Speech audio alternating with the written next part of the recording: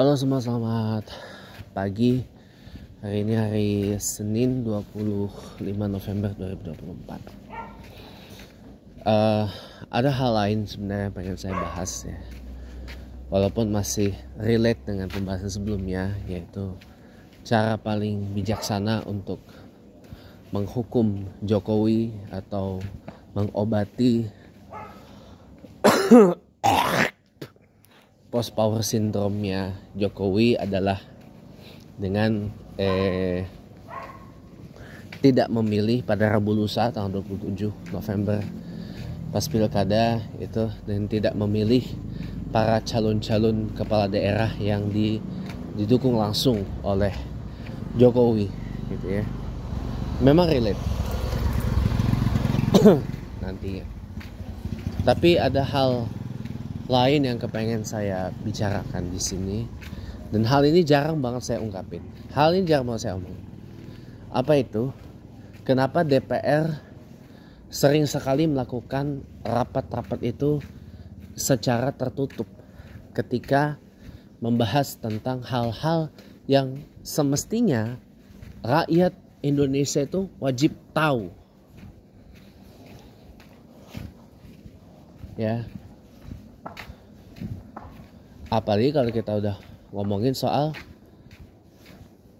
budget atau anggaran. Bentar ya. Ya, apalagi kalau udah ngomongin soal budget, anggaran. Ya. Karena saya tahu di dalam situ, di dalam DPR itu sudah, mohon maaf, biasa terjadi yang namanya pembancakan. Karena kan DPR juga yang ikut terlibat dalam penyusunan dan penganggaran selain Kementerian Keuangan. Ya kan? Iya. DPR itu kan juga terlibat dalam penyusunan anggaran, penyusunan APBN, pengelolaan APBN atau budget management, itu DPR juga terlibat. Siapa yang bilang DPR gak terlibat dalam pengelolaan APBN? Ya, APBN itu dianggarkan bersama oleh pemerintah, oleh eksekutif dan legislatif. Ya kan? Yang namanya budget itu kan dianggarkan bersama oleh eksekutif dan legislatif.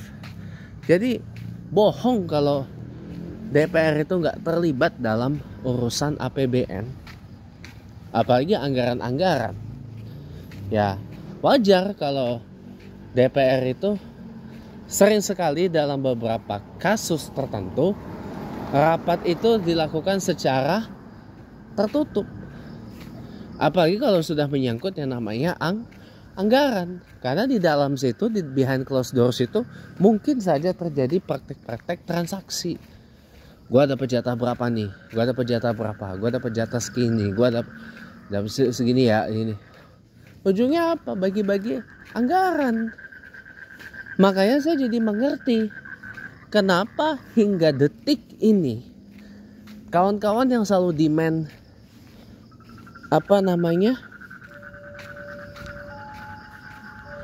RUU perampasan aset koruptor itu disahkan, gak mempan-mempan. Ya karena kalau RUU perampasan aset koruptor itu disahkan, ditandatangani oleh presiden, pada waktu itu kan Jokowi, sudah ada draft itu di tangan Presiden Jokowi. Tinggal ditandatangani untuk di ACC menjadi undang-undang PAK namanya, pemberantasan aset koruptor.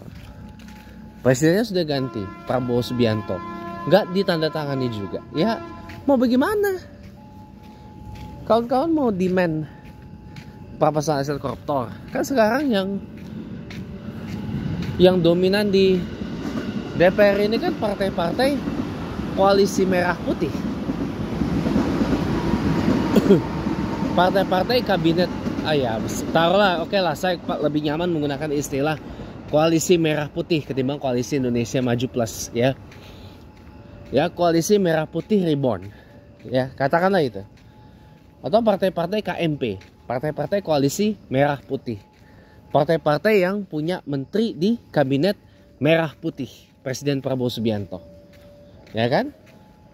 Dengan stakeholder terbesar adalah Partai Golkar dengan 102 kursi DPR periode 24-29, selisih 8 kursi dengan PDIP yang punya 110 kursi DPR. Tapi kan PDIP tidak kirim kader buat jadi menteri di kabinet merah putih. PDIP hanya memberikan dukungan, confidence and supply aja kepada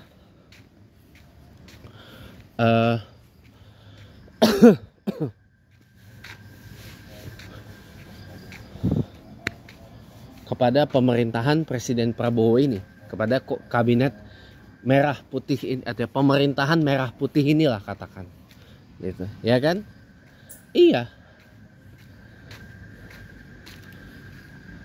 Lah teman-teman tinggal kontak aja kawan-kawan fraksi yang punya menteri di kabinet merah putih, Golkar, Gerindra, PKB, Demokrat, ya. Terus apa lagi? PAN, Partai Amanat Nasional. Kan cuma 5 dari 8 partai yang ada di DPR yang lolos.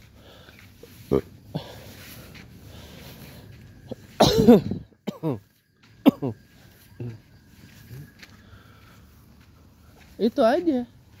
Nah gini, saya jadi ngerti kenapa perampasan aset koruptor itu tak kunjung sah jadi undang-undang. Ada yang mengatakan gini, argumentasinya gini, saya setuju. Karena kalau RUU PAK itu disetujui, pada miskin semua ntar. Dari presiden sampai ketua RT, ketua RW pada miskin semua ntar. Ya iya, karena kan dirampas asetnya. Kalau dirampas asetnya itu sama dengan apa? Pemiskinan koruptor. Ya kalau kayak gitu mah pada miskin semua ntar pejabat-pejabat. Iya bener. Karena mohon maaf ya. Mohon maaf, ini maaf kalau agak konspiratif ya. Kalau agak konspiratif mohon maaf. Ya, gini. Jangan-jangan dibalik kekayaan itu yang nggak disetorkan ke LHKPN, tahu LHKPN? Laporan harta kekayaan pejabat negara. Yang nggak disetorkan ke LHKPN, ya itu jangan-jangan harta itu didapat dari korupsi. Jangan-jangan loh, jangan-jangan. Tapi semoga aja enggak ya. Kalau didapat dari korupsi ya kebangetan gitu loh. Tapi semoga aja enggak lah. Enggak didapat dengan korupsi. Kalau sampai didapat dengan korupsi ya kebuangetan belas gitu loh. Kebuangetan belas gitu loh. Ya. Nah, ditambah juga nih KPK lagi dilemahin. Katanya OTT KPK mau dihapus. Bahkan kalau mau OTT ditelepon dulu. Nah, ini kan nauzubillahi min zalik. Saya mohon maaf lahir dan batin ya. Saya dari 2019 ketika ada wacana revisi undang-undang KPK itu, saya konsisten menentang sampai hari ini. Kala itu kan banyak pendukung-pendukung Jokowi yang mendukung revisi undang-undang KPK. Saya pendukung Jokowi tapi saya menolak waktu itu revisi undang-undang KPK karena saya udah baca ini melemahkan KPK. Bayangin saya sampai kena gas air mata 2 kali loh. Hanya demi menyuarakan penolakan saya terhadap revisi undang-undang KPK. Dan ternyata apa? Apa yang saya yakini benar. KPK dilemahkan. KPK makin lama makin diperteli.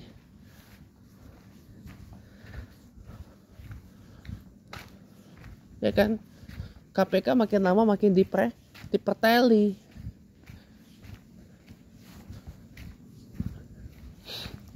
Gitu loh.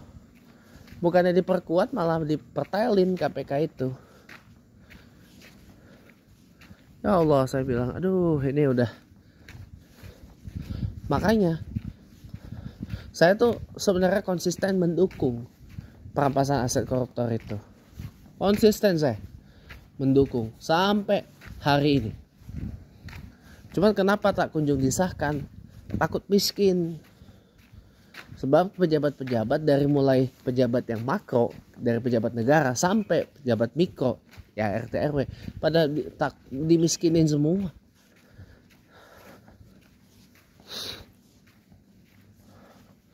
Kalau ketahuan korupsi, kalau ketahuan korupsi dan jadi narapidana tindak pidana korupsi, dimiskinkan asetnya, dibalikan lagi ke negara. Gitu. Ya beginilah Indonesia ini ya. Tapi tetap sama-sama kita akan perjuangkan ya, bahwa yang namanya aset koruptor itu kita harus rampas, kita miskin, gak cuma hukum mati dan penjarakan koruptor, tapi juga kita miskinkan.